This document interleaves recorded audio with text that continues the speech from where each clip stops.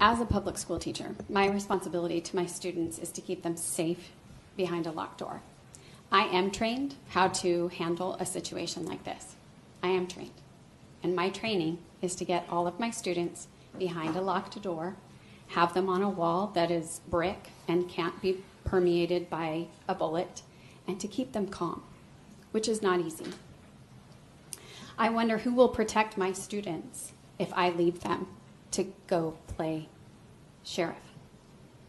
There is so much anxiety that comes with even the drills that are associated with training teachers and students. There are panic attacks. I have more than one occasion helped students through a panic attack because of triggers.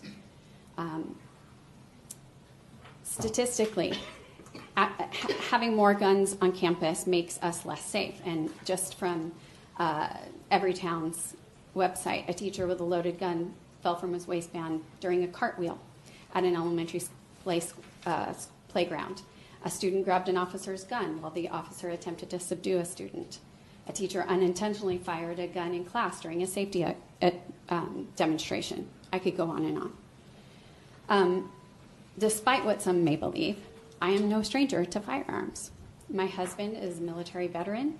He, at one time, had a concealed weapons license. We have firearms. They are always stored safely.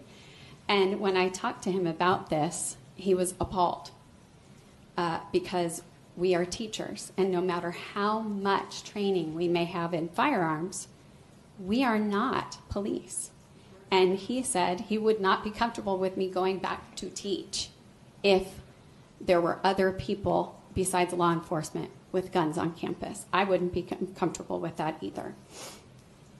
If we want to make schools safer, we should make sure that class sizes are small, that every school has adequate number of counselors, that each school has a school psychologist, that our staff is trained, that we have security staff trained to build relationships with students and have de-escalations. More guns on campus makes us less safe. And just to go back up to the point, I'm not a sheriff, and I'm also not a surgeon who can stop bleeding. And it is true that if students are behind a locked classroom door, they have not been killed. The safety officer of my school district teaches us that every single year when we are trained to help students during the situation. So that's what I do. I get my students behind a locked door and I keep them calm. I am adamantly opposed to this, and I'm also adamantly opposed to the other legislation that was already passed and will work to repeal that. I am a no.